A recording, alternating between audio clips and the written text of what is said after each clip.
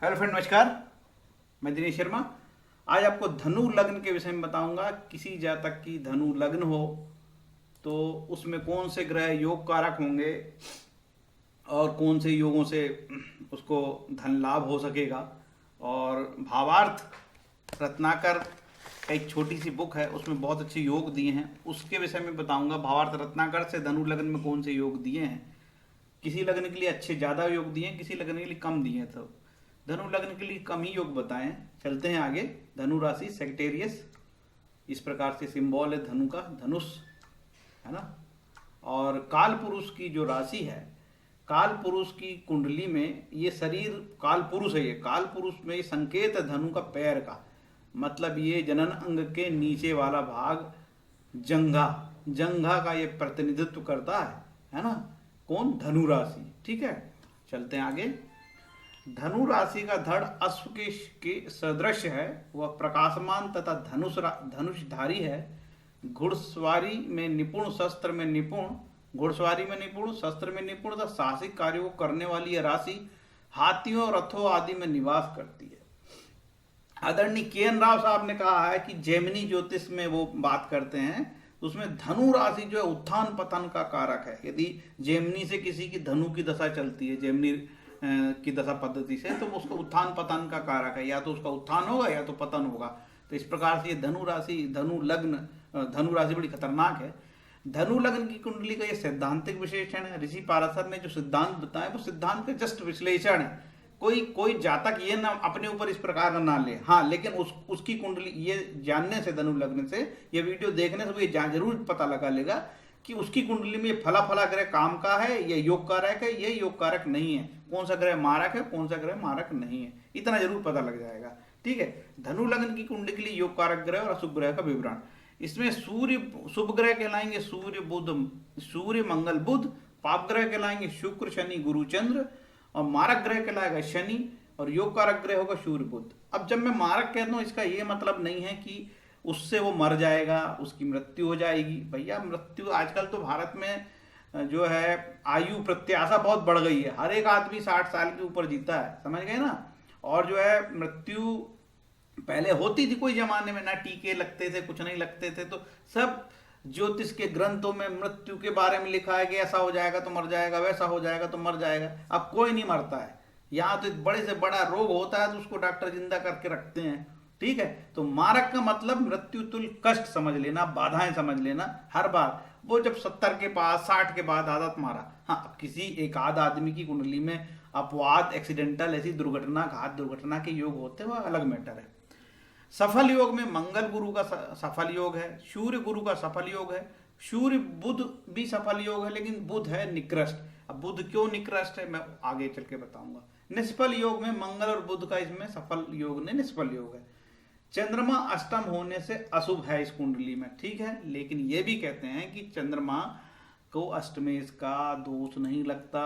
ये आपको दर्शन हो रहे हैं भाई। ये आपकी कुंडली आ गई, ये लीजिए, ये अंदर आ गया पूरा टेवा। ये आपकी कुंडली धनु लग्न की हो गई। धनु लग्न मतलब महागुरु महाराज की राशि। ये धनु मतलब गुरु महाराज, गुरु महाराज की 2 राशि। ये धनु हो गई और यहाँ पे मीन हो गई। ठीक है, तो धनु राशि 2 लग्नों को। इसके पहले कि मैं कुछ और बताऊं आगे, आपको ये जरूर बता देता हूं कि धनु राशि, ये गुरु महाराज की ये राशि धनु, और ये चंद्रमा यहाँ चतुर्थ स्थान में, चतुर्थेश, ये दोनों यहाँ के स्वामी होने से केंद्र का दोष लगता है। इसी तरीके से बुध महाराज को भी केंद्र का दोष लगेगा। ये सप्तमेश में बुध और ये दशमेश में बुध। ठीक है, ये मिथुन राशि 3 नंबर की, ये 6 नंबर की कन्या राशि, दोनों को गुरु और बुध को केंद्राधिपति दोष लगेगा। ठीक है, इसीलिए से कोई भी इस कुंडली में गुरु और बुध को शुभ नहीं माना जाता। लेकिन पुनः कहा जाता है कि भाई लग्नेश को किसी प्रकार का कोई दोष नहीं लगता। और जब लग्नेश को अष्टमेश का दोष नहीं लगता तो भाई लग्नेश को केंद्राधिप दोष क्यों लगेगा। इसलिए लग्नेश को हम शुभ मानते हैं, लेकिन बुध को उसकी तुलना में उतना शुभ नहीं मानेंगे। लेकिन यहाँ बुध 6ठे स्थान का स्वामी और 5वें स्थान के सामने से युति करे, दृष्टि करे तो शुभ होगा। वो भी मैं आगे आपको बताता हूं। ठीक है, पहले पूरा योग समझ लेते हैं। तो अब ये पहले तो समझ में आ गई कि इस कुंडली में गुरु महाराज लग्नेश है, धनु राशि, और ये चतुर्देश है, तो गुरु शुभ हुआ, ठीक है। अब इस कुंडली में शनि बहुत बुरा है, शनि यहाँ मारक हो गया है। क्यों कि ये द्वितीय स्थान मारक स्थान कहलाता है, तो तृतीय उपचय स्थान है जो पाप स्थान कहलाता है, ये भी अशुभ कहलाता है, इसलिए शनि महाराज हो गए कुंडली में बुरे। अब आता है मंगल महाराज। मंगल महाराज इस कुंडली में पंचमेश है, पंचमेश त्रिकोण स्थान है, शुभ स्थान कहलाता है, ठीक है। लेकिन मंगल की मेष राशि तो यहाँ शुभ है, लेकिन मंगल की दूसरी राशि 12वें स्थान पे वृश्चिक अशुभ होने से मंगल में भी सदोष हो गया, दोष हो गया। पर इसके इस भाव के तो शुभ देगा, लेकिन इस भाव के जो दोष है वो कम होंगे, दोष अधिक होंगे। लेकिन ये भी कहा गया ऋषि पाराशर की होरा शास्त्र की जो लघु पाराशर की मेजर खोद के हम पढ़ रहे हैं, तो लेखक कहता है कि भाई ये दशमेश है यहाँ, सॉरी द्वादशेश है, वैश है वृश्चिक राशि का मंगल, इसको ये इतना बुरा नहीं होता। यदि किसी शुभ ग्रह के साथ ये 12 स्थान का मालिक आ जाता है, स्वयस आ जाता है, तो अच्छे फल देता है, ये भी कहा गया है, ठीक है। तो जो कहा गया है वो मैं आपको बता रहा हूं। अब पंचमेश हो गया, अब षष्ठेश शुक्र यहाँ पे बहुत बुरा है, क्योंकि ये छठा स्थान, लड़ाई झगड़ा मार काट है ना, और विवाद बीमारी प्रतियोगिता, समस्त प्रकार की प्रतियोगिता यहाँ से देखी जाती है। ये यहाँ पे शुक्र महाराज बुरे हैं। और इसका दूसरा भाग वृषभ राशि शुक्र, तुला राशि भी शुक्र की है, ये उपचय स्थान कहलाता है, 11वां स्थान। ये भला इसका नाम लाभेश है, लेकिन ये स्थान बुरा ही है, कुंडली में इसको अच्छा नहीं मानते, ठीक है। तो इस तरीके से ये शुक्र बहुत बुरा हो गया कुंडली में, ठीक। अब बुध का मैंने बता दिया, बुध ये यहाँ पे सप्तमेश और यहाँ पे दशमेश, तो दशमेश होने से बहुत शुभ केंद्र स्थान में, ये भी केंद्र स्थान में, लेकिन ये इसको बुध को केंद्र का दोष लगता है। लेकिन फाइनली बुध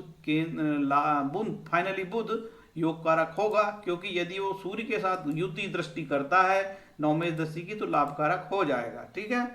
तो अब भाई रही बात आई चंद्रमा की, तो चंद्रमा अष्टमेश है। ये कहा जाता है कि चंद्रमा को अष्टमेश होने के कारण अष्टमेश का दोष नहीं लगता, लेकिन मौका आने पे ये मारक सिद्ध होगा चंद्रमा और नुकसान देगा, लेकिन मौका आने पे इससे को जो लाभ देना है वो लाभ भी वो देगा। अष्टम स्थान सबसे बुरा स्थान। अब ये आते हैं आखिरी में 9वां स्थान, ठीक है। ये 9वां स्थान कहलाए सूर्य महाराज का, सबसे कोई पवित्र है यहाँ पे इस कुंडली में लग्नेश के बाद, तो ये सूर्य महाराज है। सूर्य महाराज की कृपा हो गई धनु राशि वालों को, धनु लग्न वालों को, तो बढ़िया शुभ होने वाला है, ठीक है। ये शुभ, और बुध और शुभ का योग हो गया तो बहुत शुभ। अब ये मैंने 7वें स्थान को बता दिया, शुक्र और यहाँ दोनों का स्वामी ये बुरा स्थान, शुक्र बहुत खराब इस कुंडली में, मंगल का भी बता दिया। तो इस तरीके से पूरा विश्लेषण खत्म हुआ।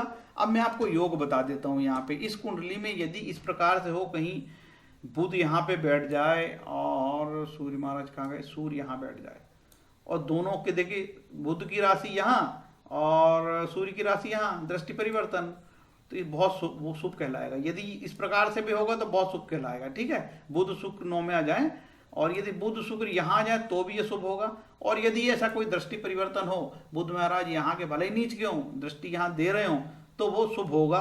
खासकर ये योग कारित हो जाएगा। और हो सकता है यहाँ हो और यहाँ हो तो भी शुभ होगा, और हो सकता है यहाँ हो और यहाँ हो तो भी शुभ होगा, और हो सकता है कि यहाँ हो और यहाँ हो, दृष्टि सातवीं जाएगी 180 अंश में, तो भी शुभ होगा। इस तरीके से किसी जातक के योग बनते तो शुभ, और यहाँ हो और यहाँ हो तो भी वो शुभ होगा। मैंने यहाँ पे बुरे स्थानों में बैठने से, जैसे यहाँ और यहाँ से नहीं बताया, वो शुभ नहीं होता। जो जो शुभ है मैंने वो बता दिया। तो ये इस तरीके से शुभ फलित आपको जानना पड़ेगा, ठीक है, फलित जाने ऐसा। तो ये हुआ आगे। अब इसके मैं मुख्य सिद्धांत देख लेते हैं जो भावार्थ रत्नाकर में बताया है। भावार्थ रत्नाकर में महाराज जी ने बोले हैं, रामानुजाचार्य रचित भावार्थ रत्नाकर। पंचम भाव में मेष राशि में स्थित शनि की दशा में धन आदि प्राप्ति का शुभ फल होता है। पंचम भाव में मेष राशि में स्थित होने पे बड़े जोरदार काम है ये तो महाराज जी का। देखिए अब यहाँ हो गए नीच के, कैसे होंगे भैया, उपाय बताता हूँ आपको। यहाँ पे शनि महाराज नीच के हो गए, लेकिन 7वीं दृष्टि कहाँ दे रहे हैं, ये 7वीं दृष्टि दे रहे हैं लाभ स्थान पे, ठीक है। और इसके बाद ये 3री दृष्टि दे रहे हैं यहाँ पे, और 10वीं दृष्टि से यहाँ देख रहे हैं ये धन स्थान पे। धन स्थान पे देख रहे हैं, इसीलिए ये योग कारक होंगे यहाँ पे, ऐसा मानने का। इसलिए वो लिखा ना, सूत्र बोलते हैं कि पंचम भाव में मेष राशि में से शनि की दशा में धन आदि प्राप्ति का सुख फल। कारण क्या है, पंचम में तो शनि महाराज में नीच के हो गए भैया यहाँ पे। सॉरी, हाँ, पंचम में तो शनि महाराज यहाँ नीच के हो गए, है ना। लेकिन इनकी इस 10वीं दृष्टि यहाँ पड़ेगी, ठीक।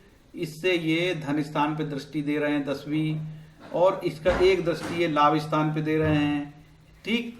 इस कारण से शनि महाराज की, यदि शनि धनु लग्न की कुंडली में, तो यहाँ पे शनि महाराज बैठे हैं और शनि महाराज की दशा आती है या अंतरदशा आती है तो धनकारी होगी, धन देने वाली होगी, ऐसा जानना। आगे चलते हैं।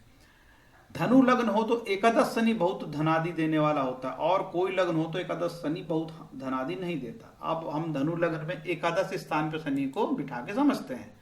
ये शनि महाराज को हम यहाँ पे बिठा दिए, ठीक। ऐसा यदि हो योग तो कहा है कि शनि शुभकारी होगा, धन देने वाला होता है। अब कब देगा भाई शनि धन दे, कब देगा शनि धन? जब शनि की दशा आएगी, अंतरदशा आएगी, तब शनि ऐसा धन देगा। 11वें स्थान पे धनु लग्न की कुंडली में 11वां शनि कहीं बैठा हो 7 नंबर की राशि में, ये तुला राशि में, तो लाभकारी बताया, ऐसा जानना। आगे चलते हैं। आप बोलता तीसरा सिद्धांत, सूर्य और शुक्र सिंह राशि में नवम भाव में हो, तो सूर्य और शुक्र को बैठाते हैं नवम स्थान पे। सूर्य और शुक्र, सूर्य नवम और शुक्र ये नवम में, ठीक है। इसके बाद बोला है तृतीय में क्या होगा, सूर्य और शुक्र तृतीय भाव, सूर्य और शुक्र राशि के नवम भाव में, ठीक है, सिंह राशि के नवम भाव में, और शनि तृतीय में हो। शनि को तृतीय में बैठाते हैं, क्या है, शनि तृतीय में, शनि तृतीय में। देखिए ऐसा योग होगा तो लाभकारी बताया है, क्या लिखा देख लेते। शनि की दशा तृतीय भाव में हो तो शनि की दशा में जातक को भाग्य और धन दोनों की प्राप्त होगा। शनि की दशा बोला भैया, ठीक, शब्दों का चयन अच्छे से करना है अपन को, सावधानी से। शनि की दशा बोला कि अंतरदशा की बात नहीं हुई है, लेकिन दशा अंतरदशा दोनों जानने का, ठीक। अब इससे क्या होगा, शनि महाराज यहाँ मूल त्रिकोण राशि में बैठे हैं जो शुभ है, ठीक है, और यहाँ से बैठ के वो पहले तो तीसरे स्थान पे दृष्टि दे रहे हैं। तीसरा स्थान भी धन के लिए अच्छा है, ये शुभ स्थान है, यहाँ दृष्टि दे रहे हैं, लक्ष्मी स्थान है। इसके बाद 7वीं दृष्टि यहाँ दे रहे हैं, देखिए, ठीक है, 7वीं दृष्टि यहाँ देख रहे हैं। तो शुक्र यदि बैठ रहा है तो शुक्र लाभेश होकर यहाँ बैठा है, तो तीसरे स्थान से शनि महाराज यहाँ पे लाभेश को देख रहे हैं, और इसके बाद इनकी दृष्टि यहाँ पे 7वीं 8वीं 12वीं यहाँ जाती है। इसके बाद सूर्य यहाँ देखिए, सूर्य नवमेश भाग्येश है, तो शनि महाराज भाग्य स्थान को भी देख रहे हैं। तो ऐसा योग होगा, तो शनि की महादशा में धनदायी होगी, शुभ होगी, ऐसा बोला है, ठीक है। अब आखिरी सिद्धांत एक और है, धनु लग्न हो और रवि और मंगल कुंभ में हो, ठीक है। पहले तो रवि और मंगल को कुंभ में बैठा देते हैं। 11 नंबर कहाँ है, रवि मंगल, रवि और मंगल कहाँ है, ये हो गया मंगल, ठीक है। शुक्र को हटा दो भाई, रवि मंगल कुंभ में हो, और रवि मंगल कुंभ में हो, राहु नवम में हो। चलो भाई राहु को बिठाते नवम में, कहाँ है राहु, ये हो गया राहु यहाँ पे।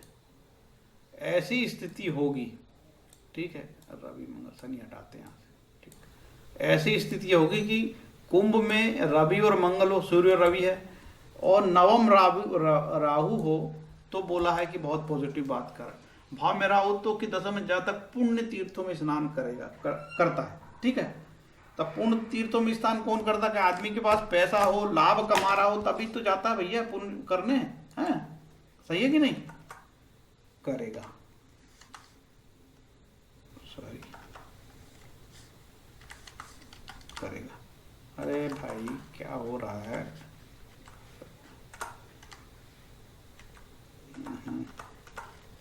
करेगा, बनती मेरे को हिंदी टाइपिंग बहुत अच्छे से, करेगा, ठीक है। तो कोई व्यक्ति के पास धन धान्य होगा, खाता पीता होगा, तभी तो वो जाएगा पुण्य में। मतलब घर में देखो जिसके यहाँ सब कुछ पॉजिटिव चलता रहता है ना, वही जाता है ऐसे कुंभ स्नान करने, है ना। इसका मतलब घर में सब बहू बेटे भाई बहन पूरा परिवार तरक्की कर रहा था, वो निकलता भैया कोई यात्रा पुण्य में, नहीं तो ऐसे जाते का जाएगा नहीं। घर में टेंशन कोई नहीं जाता, कोई डॉक्टर वकील के यहाँ जाते लोग। इसका मतलब बहुत कुछ पॉजिटिव हो रहा हमारी फैमिली में, तभी तो हम पुण्य यात्रा करेंगे, तीर्थ यात्रा करेंगे, ठीक है ना। तो इस प्रकार से योग धनु लगन की कुंडली में होंगे। 9वां राहु हो सिंह राशि में और कुंभ राशि में सूर्य मंगल हो, तो जातक को के लिए बहुत पॉजिटिव है, ठीक है। अब करोड़ों लोग हैं भाई, किसी ना किसी का तो ये तीर्थ का बैठेगा ही। जिनका बैठ जाए खुश हो भाई, और जिनका ना हो उसको टेंशन लेने की जरूरत नहीं। उनका भी उपाय में रखा हुआ हूँ, उनको उपाय बताता हूँ आपको। उनके लिए ये उपाय है, जो आदमी को कुछ नहीं उनको मैं श्लोक बताता हूँ। पद्म पुराण का ये श्लोक बेहद महत्वपूर्ण है। 15 मिनट का वीडियो बन चुका है।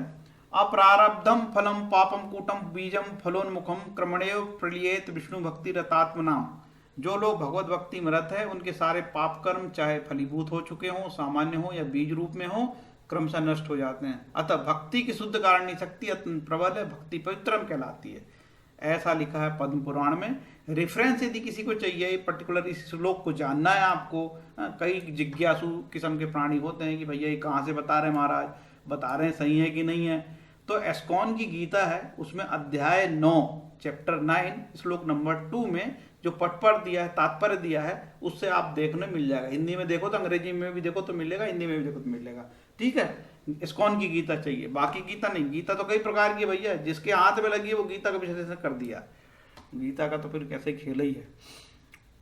अंग्रेजी में for those who are engaged in the devotion service of supreme personality of Godhead, all sinful reaction whether fructified in the stock और in the form of a seed gradually vanish. जो भक्ति करेगा सब vanish हो जाएंगे, नष्ट हो जाएंगे, बिल्कुल टेंशन मुक्त रहो आप, ठीक है।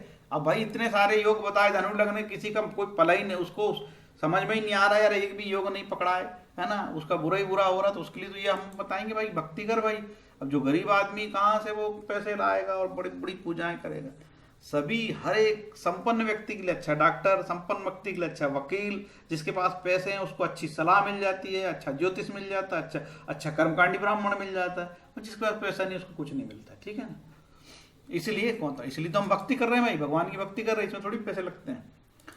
फ्रेंड्स, मेरा ये वीडियो कैसा लगा, यदि अच्छा लगा तो लाइक शेयर जरूर करें। मेरी दक्षिणा है कि इसमें मेरे उसको घंटी बजा दें, सब्सक्राइब कर दें, जिससे कि मेरा ये जो चैनल है चल पड़े और मैं 2 पैसे कमा लूँ, बाकी कुछ नहीं। थैंक यू, धन्यवाद, हरे कृष्णा।